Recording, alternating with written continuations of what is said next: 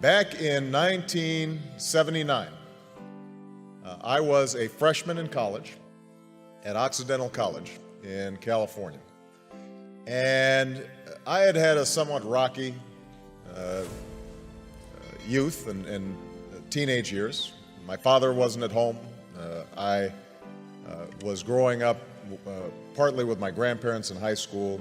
I'd gotten into trouble occasionally. It was what my mother called a good time Charlie, meaning I wasn't really serious in terms of my studies, in terms of my work.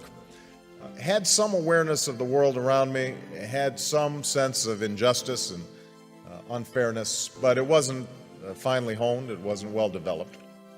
And I remember in 1979 arriving as a freshman and doing what freshmen do, trying to figure out what courses are and trying to change your study habits and trying to identify that food in the cafeteria, what it is. And we were visited on campus by a couple of gentlemen from South Africa who were representatives of the ANC in 1979, 1980.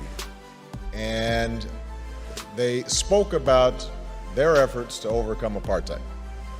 And for about an hour, myself and a group of students listened to these young men who were not much older than we were describe the extraordinary struggles they were going through, the sacrifices that were being made, people who were enduring jail and torture and beatings because they had a sense that somehow, some way, justice would prevail.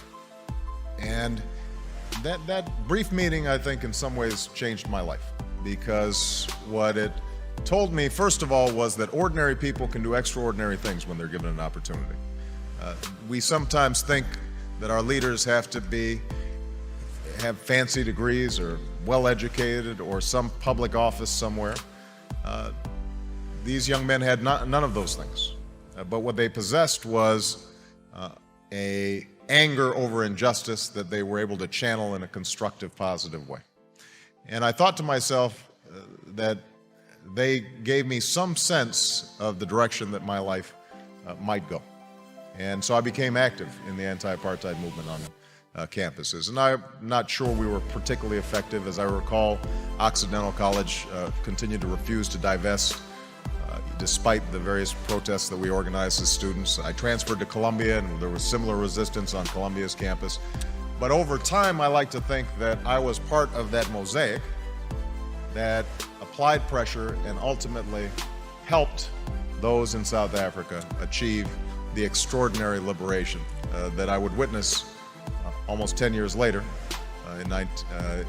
as a law student. And I remember the image of Nelson Mandela walking out of prison and understanding that a seminal moment in history had occurred and that Mandela's long march towards freedom was not his alone, but was part of thousands of footsteps, of millions of footsteps of people all around the world. And I trace back me getting involved in politics to that moment, because as a consequence of that organizing on a college campus, I became a community organizer. As a consequence of a community organizer, after going back to law school, became a civil rights attorney. As a consequence of being a civil rights attorney, I entered the state legislature, and I now stand before you as a United States Senator and as a candidate for president.